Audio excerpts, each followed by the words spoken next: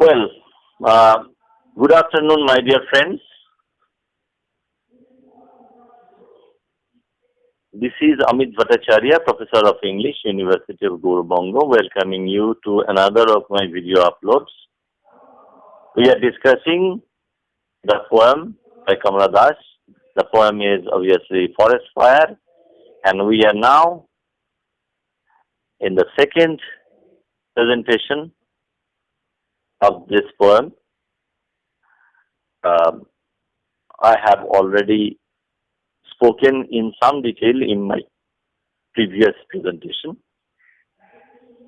and I hope to conclude the discussion of this poem in this one. So, by way of recapitulation, let me tell you that this poem is about the internalization of external experience with a view to retaining the essence of that experience within the poetic consciousness, within the poetic imagination, till it gains sufficient immediacy to lead to the externalization of that internalized impression. Forest fire is the emblem of that poetic sensibility, that diverse experience in a very, very apparently indiscriminate way, but categorizes and retains the essence of those sense data so as to further the poetic process. So without further discussion, let us now tackle the poem, the rest of the poem. So I will take the help of one of my students to read out. Go on. Yes, sir. In me shall sleep the baby that sat in prams, and sleep and wake and smile its toothless smile. In me shall walk the lover. Okay. Let's stop here for the time being. Yes, sir. So, in me shall live the baby. The baby, the bold child that she had seen in the open pram, shall live in her.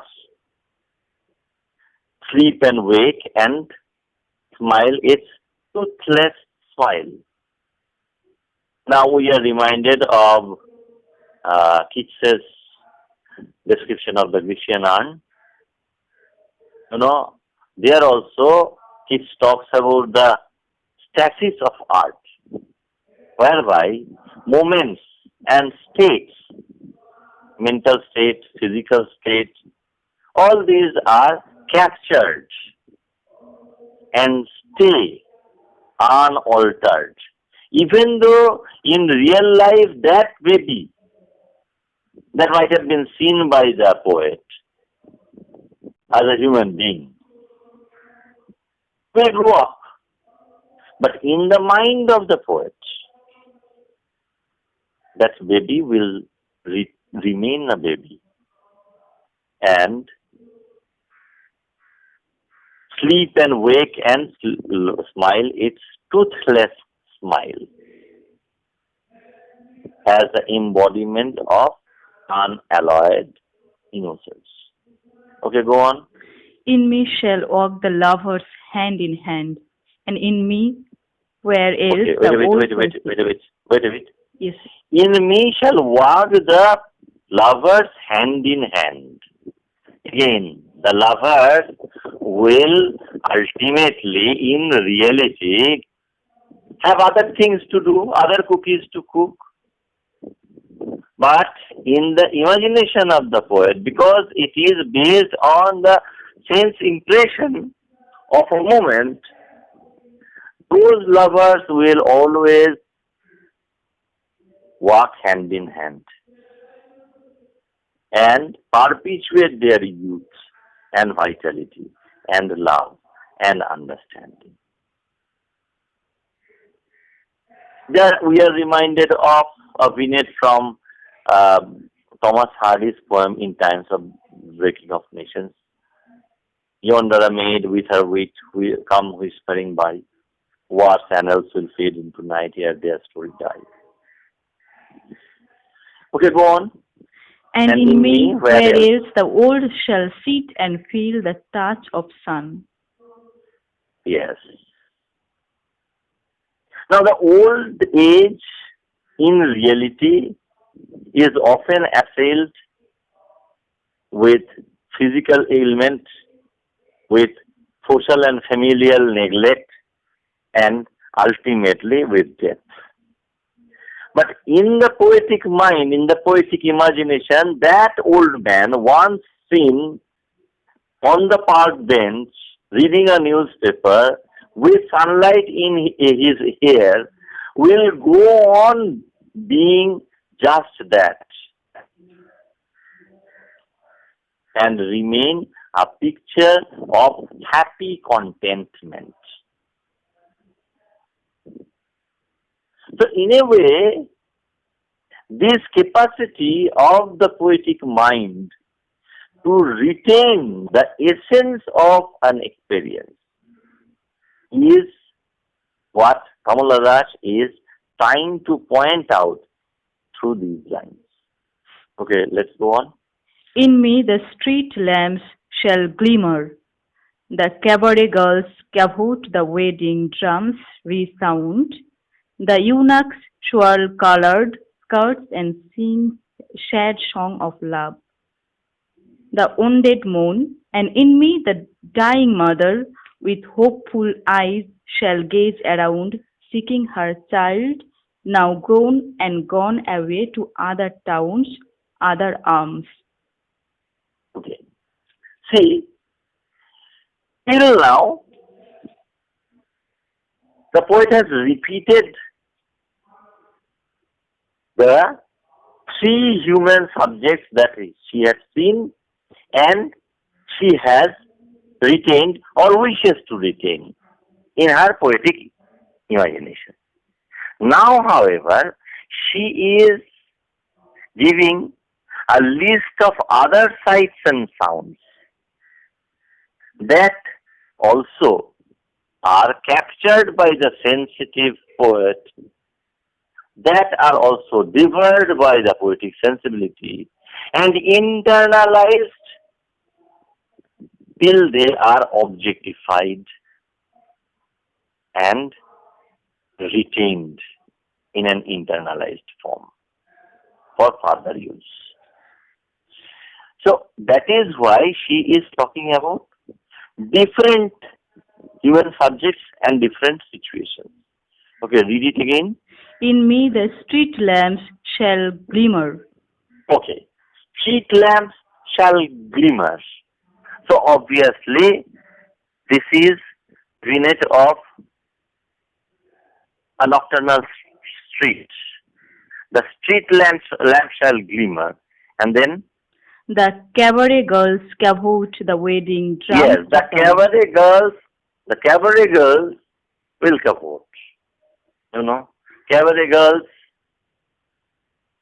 Kamala Das, in her poetry, has often talked about the social excesses of the rich, the various kinds of entertainment, parties, rich hotels and restaurants, and the gay abandon of the haves. So the cabaret girls will cavorte. Cavorte for the enjoyment of whom? Cavorte for the enjoyment of the rich and the mighty, who can pay for the cavorting female body and the enjoyment of the striptease. Yes, go on. Cavorte. The wedding drums resound. Okay. So side by side with this kind of an enjoyment, there is also reference to the wedding drums resounding. So obviously, the resounding of the wedding drums imply the presence of the men and women being wed, who are wedding, and those who will be there as guests. Okay, go on. The eunuchs swirl colored skirts and sing And sad sing. song of love. Sad song of Yeah. love. Okay. So within the poet's imagination, the eunuchs will dance, and we have already discussed another poem, that is the Dance of the Eunuchs. Surprisingly, that was also taken from Kamala Das's volume of poems called Summer in Calcutta. So the dancing eunuchs will also remain in the poetic imagination, swirling their colored skirts and singing sad And songs sing of sad love. song of love and the wounded moon. Okay, now that is a different issue. The wounded will also mourn in hearts. Now this wound, as many critics have pointed out, this wound may be physical, may also be emotional. Those who have tried to tether this poem to Kamala Das's autobiographical experiences, like A Joyless Marriage, have actually exhibited great critical ingenuity in bringing it up as again suggesting the autobiographical reading of this poem. But one thing we have to be aware of and guard against, that is that a poet should not be pigeonholed. A poet, what is her name or his name, is too varied to be pigeonholed as merely an autobiographical or a confessional poet. Because Kamala Das's poetry embraces many other dimensions other than confession and autobiography.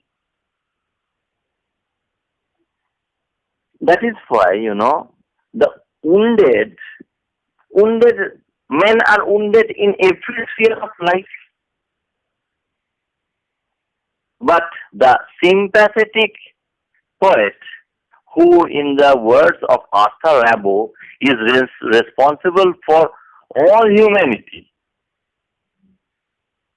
will also retain consciousness of and remembrance of the wounded, mourning.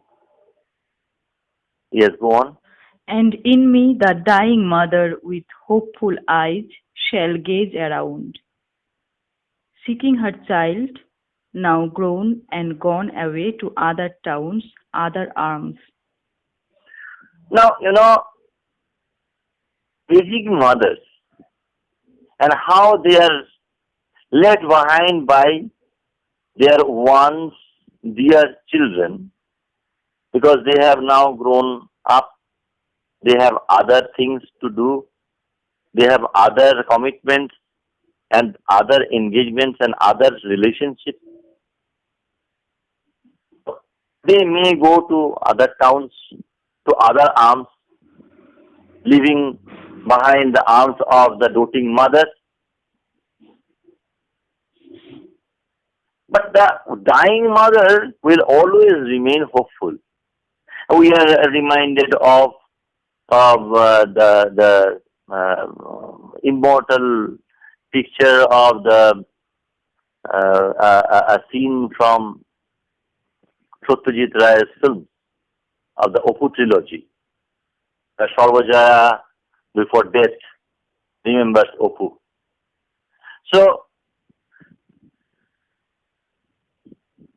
the sights and sounds, the memories and impressions will all remain in us, in the poet, and give her ample grist for further poetic creation.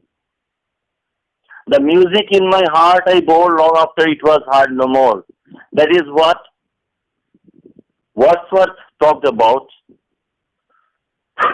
in excuse me, in the Solitary Reaper. And Das will retain these impressions, the poet in Das. Now, Eliot has talked about differentiating the man who suffers and the mind which creates. So, we too have to understand that there should be some difference between the man who suffers. Yes, the man who suffers, the man who sees, the man who experiences, or by implication, the woman who experiences, may retain impressions.